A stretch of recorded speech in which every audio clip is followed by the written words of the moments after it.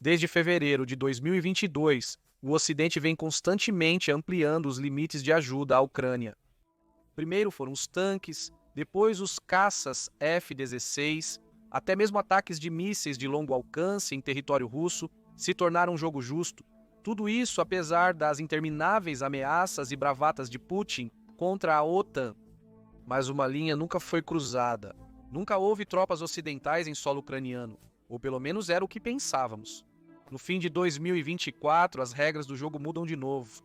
Novas alianças, propostas ousadas e um Kremlin desesperado estão transformando o diálogo de formas inimagináveis há poucos meses. Poderiam tropas britânicas ou de outros países europeus estar a caminho da Ucrânia? E se estiverem, que papel desempenharão? Vamos analisar tudo. No início de 2024, o presidente francês, Emmanuel Macron, surpreendeu ao não descartar a possibilidade de enviar tropas terrestres para a Ucrânia. Ele respondeu às críticas afirmando que o Ocidente já havia levantado supostos tabus antes, e se fosse preciso para evitar a vitória da Rússia e maiores ameaças à segurança europeia, que assim seja. Os comentários de Macron foram ignorados na época, mas no final do ano, uma série de acontecimentos geopolíticos alterou radicalmente o status quo anterior. Quais foram eles? A primeira mudança significativa veio em junho. Naquele mês, Vladimir Putin fez sua primeira viagem à capital da Coreia do Norte, Pyongyang, em mais de 20 anos. Kim Jong-un trocou presentes como limusines e um retrato gigante de Putin. Após as cerimônias, eles acordaram um novo tratado de defesa mútua ratificado em novembro. Fontes sul-coreanas afirmaram que o tratado era um reflexo da aliança de seu país com os Estados Unidos da América. O artigo 4 do novo acordo determina que se um dos lados entrar em guerra devido a uma invasão armada, o outro lado deve prestar imediatamente assistência militar e de outros tipos, com todos os recursos disponíveis. Porém, há uma condição. Esta cláusula deve respeitar o artigo 51 da Carta da Organização das Nações Unidas e as legislações internas da Rússia e da Coreia do Norte. O artigo 51 da Carta da Organização das Nações Unidas diz que os Estados-membros têm um direito inerente de autodefesa individual ou coletiva. No entanto, essas condições devem ser relatadas ao Conselho de Segurança para tomar a qualquer momento tal ação que considere necessária para manter ou restaurar a paz e a segurança internacionais. Os sul-coreanos relataram que essas condições são uma escotilha de fuga para países se livrarem das obrigações militares, duvidando da seriedade com que Moscou e Pyongyang levariam o tratado. As disposições de defesa mútua foram testadas em agosto, quando a Ucrânia lançou uma ousada contra-invasão em Kursk, na Rússia. Apesar de incursões prévias em território russo, essa foi a primeira vez que as forças armadas ucranianas realizaram operações terrestres diretas, chocando Moscou e causando a queda da moeda russa. Em dificuldade, o Kremlin buscou a ajuda de seu aliado inesperado, a Coreia do Norte. Em meados de outubro, a inteligência sul-coreana relatou a chegada de 1.500 tropas norte-coreanas na Rússia, com seus números crescendo rapidamente. No final de outubro, inteligência americana confirmou que 3.000 tropas norte-coreanas estavam na Rússia, um sinal preocupante do apoio de Pyongyang ao esforço de guerra vacilante de Putin. Mas não foi o fim. No início de novembro, o presidente Zelensky alegou que o número de tropas norte-coreanas havia aumentado para 11.000, pintando um quadro ainda mais sombrio. Isso alertou a comunidade internacional. Em novembro, especialistas do G20 alertaram que se os laços entre Moscou e Pyongyang se aprofundassem, a Coreia do Norte poderia enviar até 100.000 tropas para reforçar as fileiras da Rússia. As tropas estavam na Rússia somente para treinamento? Não. Em 5 de novembro, a Ucrânia reportou os primeiros confrontos com tropas norte-coreanas. O confronto ocorreu na região de Kursk. Autoridades ucranianas temem que até 50.000 soldados norte-coreanos e russos participem juntos da contraofensiva. Até o momento, a participação norte-coreana tem se restringido ao solo russo. A movimentação de tropas ucranianas além da fronteira russa pode estar em conformidade com o Tratado de Defesa Mútua entre Moscou e Pyongyang. No entanto, a crescente cooperação militar entre eles gerou ampla condenação internacional. E há algo mais importante em jogo. A Rússia enfrenta uma grave escassez de mão de obra. O dia mais mortal da guerra ocorreu em 12 de novembro, ao tentar retomar Kursk da Ucrânia. com quase 2.000 baixas mesmo com a presença de aliados norte-coreanos. Putin espera que o grande exército norte-coreano o ajude a suprir suas crescentes demandas por mão de obra. O novo tratado não obriga tecnicamente a Coreia do Norte a lutar na Ucrânia, mas isso depende da vontade de Kim Jong-un. E essa não é a melhor situação para a Ucrânia. O ditador norte-coreano pode querer dar ao seu exército experiência de combate, numa tentativa de aumentar sua influência com os Estados Unidos da América e a Coreia do Sul. Ele também pode estar calculando que, se fizer um favor a Putin, este precisará ajudá-lo com sua lista de compras, que inclui melhorias para sua antiga força aérea, tecnologia de submarinos, satélites e mísseis aprimorados. Tudo isso por tropas e munições descartáveis, uma oferta boa demais para Kim Jong-un recusar. A presença norte-coreana nas linhas de frente levanta uma questão. Se a Rússia pode trazer tropas aliadas para lutar em sua guerra, ou pelo menos garantir seu território, por que a Ucrânia não pode? Bem, talvez possa. E há uma proposta surpreendente vinda de um lugar inesperado. Afinal, algo mais ocorreu em novembro. O segundo grande desenvolvimento geopolítico ocorreu nos Estados Unidos. Coincidentemente, tropas norte-coreanas atacavam tropas ucranianas na Rússia simultaneamente. Em 6 de novembro, Donald Trump venceu a eleição presidencial americana. Ele se tornará o 47º presidente dos Estados Unidos da América em 20 de janeiro de 2025. Sua vitória foi muito mais convincente do que era, dando-lhe um mandato que ele não tinha naquela época. O que ele fará com isso? Essa é a grande questão em discussão no momento. A eleição de uma nova administração em Washington sempre traz incertezas sobre os rumos da política externa dos Estados Unidos da América, especialmente quando há mudança no partido que ocupa a Casa Branca. Trump forneceu à Ucrânia armas letais em seu primeiro mandato, incluindo os mísseis antitanque Javelin, que se mostraram letais para as colunas blindadas russas e ajudaram a impedir uma vitória russa precoce. Contudo, Trump afirmou na campanha que negociaria um acordo para encerrar imediatamente a guerra entre Rússia e Ucrânia. Encerrar a guerra agora seria ruim para a Ucrânia, já que a Rússia detém cerca de 20% de seu território. Aproximadamente 3 milhões de ucranianos vivem sob ocupação dos invasores. A Rússia cometeu crimes de guerra brutais nesses territórios, incluindo saques, estupro, tortura e deportação de crianças para o interior russo. Este último crime rendeu a Putin um mandado de prisão do Tribunal Penal Internacional em Haia. Em entrevistas, Trump tem sido evasivo sobre seus planos para a Ucrânia, mas suas primeiras escolhas de gabinete podem dar pistas sobre suas intenções. Vice-presidente eleito J. Boade, Vance tem sido um crítico vocal da ajuda à Ucrânia. Em setembro, Vance disse que um acordo de paz provavelmente envolveria a Rússia, mantendo os territórios tomados. Porém, outros na administração com mais poder que Vance dão aos ucranianos e seus defensores mais esperança. O secretário de Estado indicado por Trump, o senador da Flórida Marco Rubio, tem apoiado fervorosamente a Ucrânia, mas disse em 6 de novembro que a guerra virou um impasse e que era hora de ter bom senso. O indicado para secretário de Defesa, Pete Hegseth, afirmou antes de sua nomeação que rejeitava a ideia de Putin ser mais agressivo na Europa após invadir a Ucrânia, dizendo não acreditar que a Rússia iria muito além da fronteira polonesa. Ele também afirmou não querer que os Estados Unidos da América interviessem a ponto de Putin sentir necessidade de usar armas nucleares.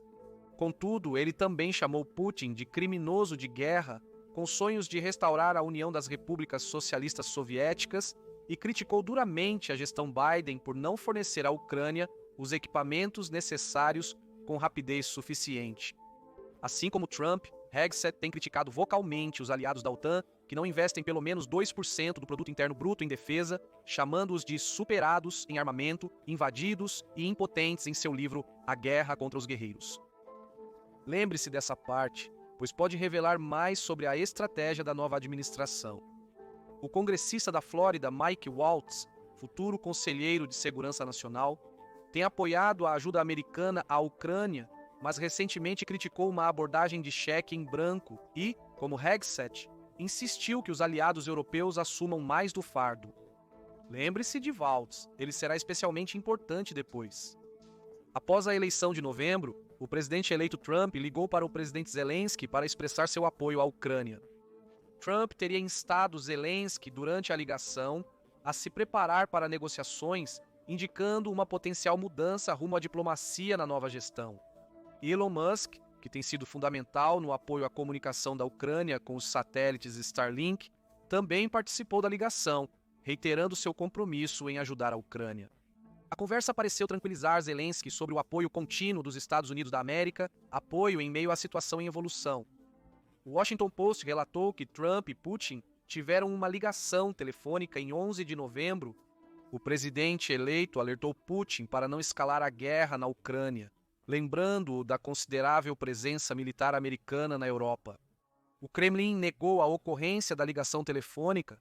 Contudo, fotos nuas de Melania Trump de sua época como modelo começaram a circular na TV estatal russa nos dias seguintes, sugerindo uma resposta de Putin à ameaça.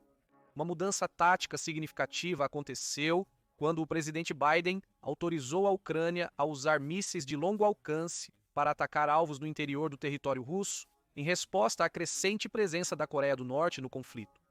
A Ucrânia usou rapidamente os Atacams para atingir alvos militares em Bryansk. Putin respondeu afrouxando as restrições ao seu arsenal nuclear. A administração Biden também está gastando o pacote de ajuda de 61 bilhões que o Congresso deu antes da eleição. Biden quer gastar tudo antes de deixar o cargo. Notavelmente, essas decisões da administração que está saindo não provocaram protesto de Trump ou de sua equipe de segurança nacional pretendida. Os indicados por Trump têm opiniões variadas sobre o nível adequado de auxílio, mas compartilham duas crenças consistentes. A administração Biden foi muito fraca diante da agressão de Putin, e a Europa deve fazer mais para se defender enquanto os Estados Unidos priorizam outros teatros. Os aliados europeus da América parecem estar recebendo a mensagem e já a antecipavam há muito tempo. Os Estados Unidos da América têm sido o maior apoiador da Ucrânia, mas podem manter uma certa distância da situação. Os países europeus, por outro lado, estão muito mais ameaçados. A invasão russa à Ucrânia já forçou os países europeus a aumentarem seus gastos com defesa. Quanto mais a Rússia se consolida lá, mais dinheiro precisarão gastar. E se o perigo se agravar tanto que o aumento dos gastos não baste, aqui é onde a possibilidade de tropas entra em cena. Em 12 de novembro, o ex-primeiro-ministro britânico Boris Johnson afirmou que caso os Estados Unidos da América cessem o apoio à Ucrânia, a Europa deverá assegurar que Kiev siga lutando, inclusive com o envio de tropas do Reino Unido para apoiar os ucranianos. Se a Ucrânia cair, enfrentaremos uma ameaça maior nas fronteiras do continente europeu, onde as democracias se confrontam com a Rússia. Nossa segurança coletiva será prejudicada por uma Rússia ressurgente ameaçando a Europa, e teremos que enviar tropas britânicas para defender a Ucrânia. Uma proposta personalizada para a nova gestão. Johnson, que tinha um bom relacionamento com Trump, afirmou que a Rússia sair impune da invasão à Ucrânia prejudicaria não só a Europa, mas também os países no Mar do Sul da China, onde a China desafia a lei marítima internacional. Trump e sua equipe seguem considerando a China como o maior desafio de política externa para os Estados Unidos da América. Na verdade, não há novidade nisso. Esse tem sido o pensamento de política externa de Washington desde a estratégia de Obama de virar para a Ásia. Obama criticava os aliados europeus por não contribuírem mais para a defesa da OTAN, chamando-os de aproveitadores. Porém, isso pode estar prestes a mudar. E se a ideia de Emmanuel Macron sobre enviar tropas ocidentais para a Ucrânia se tornar parte de um plano de paz com o apoio dos Estados Unidos da América, essa questão está diretamente relacionada com o que será feito sobre o futuro da Ucrânia. É improvável que a Ucrânia concorde com uma paz que não envolva garantias de segurança sérias. Não as vagas do Memorando de Budapeste de 1994, que desmoronou em 2014 e colapsou em 2022. Zelensky tem enfatizado que aderir à OTAN é a única forma de garantir segurança duradoura para a Ucrânia contra ameaças russas futuras. 2 dias após a eleição, o The Telegraph da Grã-Bretanha informou que o presidente eleito Trump cogitava um plano para enviar tropas europeias à Ucrânia como parte de um acordo de paz. Segundo o relatório, a equipe de transição de Trump traçou um plano descrito como uma estratégia própria do presidente para criar uma zona tampão visando um possível acordo. Apesar dos poucos detalhes, a ideia indica uma mudança na abordagem do próximo governo em relação ao conflito. De acordo com relatos, o plano de paz inicial criaria uma zona desmilitarizada de 1.289 quilômetros entre os exércitos russo e ucraniano. A zona desmilitarizada iria da fronteira da Ucrânia com a Rússia e a Bielorrússia no norte, passando por Sumy e Kharkiv ao sul e leste, cobrindo as linhas de frente atuais no leste ucraniano, até Kherson. A oeste da zona desmilitarizada, o restante da Ucrânia continuaria como um estado independente e soberano. A proposta proíbe a Ucrânia de aderir há 20 anos. Em contrapartida, receberia armas para impedir a Rússia de reiniciar o conflito. Além disso, o governo da Ucrânia após 2014 permaneceria no poder, marcando uma falha significativa para a Rússia em sua tentativa de derrubar a liderança de Kiev. Sob este acordo, os Estados Unidos da América continuariam a fornecer armas para a Ucrânia, mas sem enviar pessoal ou dinheiro. Um membro da equipe de transição de Trump disse ao Wall Street Journal que os Estados Unidos ajudariam com treinamento e outro suporte, mas que o cano da arma seria europeu. Não enviaremos americanos para manter a paz na Ucrânia, nem pagaremos para que poloneses, alemães, britânicos e franceses o façam. Para os aliados de Trump, a presença de tropas europeias na Ucrânia forneceria mais garantias de segurança, enquanto força os aliados da OTAN a pagar mais por sua defesa e assumir a segurança da Europa. Não há relatos de que a equipe de Trump tenha contatado o governo britânico ou outros líderes europeus sobre essa ideia. Por ora, é só um dos vários cenários propostos.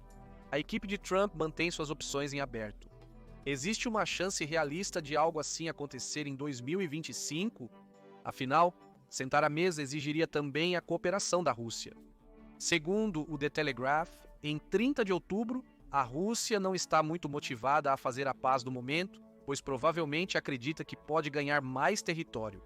Lembre-se, no final de 2022, Putin declarou a anexação de Donetsk, Luhansk, Zaporizhia e Kherson, mesmo com suas tropas em retirada. Parar agora seria admitir fraqueza para seu povo. Como resultado, a Rússia fez poucas ou nenhuma concessão à Ucrânia até o momento. Mas isso pode não importar em breve, pois suas baixas e perdas de equipamento estão aumentando. Por isso, recrutou soldados na África e agora espera que as tropas norte-coreanas lutem na Ucrânia. Por isso, John Healey, secretário de Defesa do governo trabalhista, minimizou a chance de que a mudança em Washington leve ao fim súbito da ajuda americana à Ucrânia. Ele esperava que os Estados Unidos da América continuassem apoiando a Ucrânia até que prevalecesse sobre a invasão de Putin. Considerando as perdas da Rússia, Philip Ingram, ex-oficial de inteligência do exército britânico, espera que Trump deseje concessões de Putin nas negociações. Mas como vimos, Putin ainda não está propenso a conceder nada. Ingram afirmou que, diante da intransigência de Putin, Trump pode não ter outra opção além de continuar fornecendo mais armamento letal à Ucrânia para obrigar o ditador russo a negociar. Mas isso não é apenas especulação informada.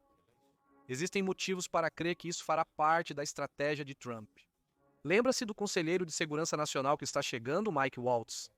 Segundo o The Economist, de 13 de novembro, se Putin recusar negociar, os Estados Unidos da América podem fornecer mais armas à Ucrânia com menos restrições sobre seu uso. Com tal pressão, Putin teria mais estresse para concluir o conflito. O discurso de Waltz e a postura contida de Zelensky indicam que a próxima administração não deixará a Ucrânia de lado tão cedo, contrariando os receios de líderes europeus. Os ucranianos temiam que o pior cenário para a eleição presidencial americana fosse outro governo paralisado e dividido, como aquele que atrasou a ajuda entre o final de 2023 e o início de 2024. Zelensky e seus oficiais ressentiam-se das restrições que a administração Biden impôs à ajuda americana à Ucrânia. Em sua entrevista no canal Guerra e Política 24, Ingram acreditava que a nova administração poderia trazer mais decisão para Washington, e não contra os interesses da Ucrânia como a Europa temia. O presidente Macron afirmou que os últimos acontecimentos reforçam a necessidade da Europa assumir a responsabilidade pela própria segurança, independente das ações da nova administração. Ele lamentou que a história sempre parecia envolver outras entidades, como a eleição presidencial americana, o uso de tropas norte-coreanas e a resposta da China. Qual era o papel da Europa nisso? Durante a guerra, os líderes europeus ressaltaram crescentemente que o continente deve liderar sua própria segurança. A nova administração concorda em focar primeiro na região Indo-Pacífica e segundo no Oriente Médio. A participação de tropas europeias na guerra real na Ucrânia parece uma possibilidade distante no momento. Porém, é cada vez mais provável que eles possam participar na implementação de qualquer acordo de paz resultante do conflito. Há muita incerteza agora, mas uma coisa é clara: Putin falhou em seu plano pré-guerra de conquistar a Ucrânia e instalar um fantoche em Kiev. A Ucrânia não é a Bielorrússia. As tropas europeias aparentam cada vez mais que agirão para manter esse cenário. O que você acha que virá com o amanhecer de 2025? As tropas norte-coreanas estarão lutando em solo ucraniano? O que o segundo mandato de Trump significará para o conflito? Não se esqueça de nos informar nos comentários. Além disso, certifique-se de clicar no botão de curtir e se inscrever para mais análises militares de especialistas militares. Confira agora: a OTAN entrará na Ucrânia com a Coreia do Norte lutando pela Rússia? Ou clique neste outro vídeo em vez disso.